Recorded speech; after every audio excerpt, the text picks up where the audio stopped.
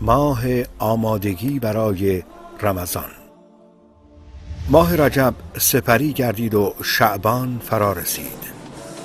شعبان به معنای گروه گروه شدن است و از آنجایی که مردم در این ماه برای جنگیدن به گروه‌های مختلف تبدیل می شدن، به آن شعبان می گویند.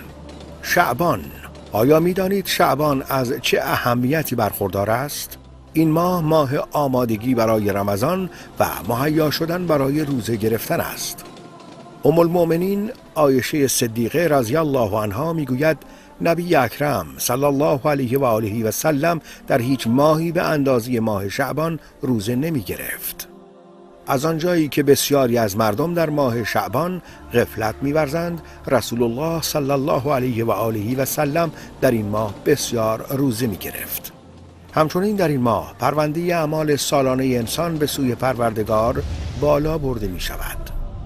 اسامه بن زید رضی الله عنهما می گوید عرض کردم ای رسول خدا، ندیدم که در هیچ ماهی به اندازه ماه شعبان روزه بگیرید، علت چیست؟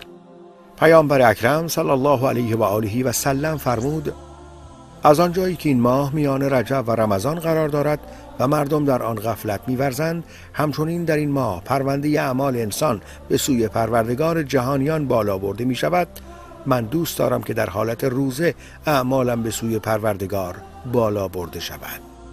علامه ابن قیم رحمه الله میگوید پرونده عمومی اعمال انسان در ماه شعبان به سوی الله متعال بالا برده می شود. به همین خاطر گذشتگان این امت در این ماه بسیار قرآن تلاوت می نمودند، تا جایی که برخی از آنان مغازه هایشان را تعطیل می کردند تا وقت کافی برای تلاوت داشته باشند. سلمة ابن کهیل می گوید در میان مردم مشهور بود که ماه شعبان ماه قاریان قرآن است.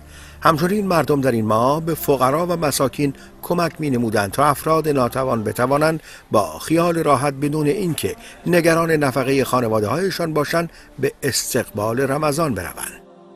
نقل است که برخی از سلف صالح با فرارسیدن ماه شعبان زکات اموال خود را می دادند تا انسانهای ضعیف و مسکین برای روزه گرفتن ماه رمضان تقویت شوند.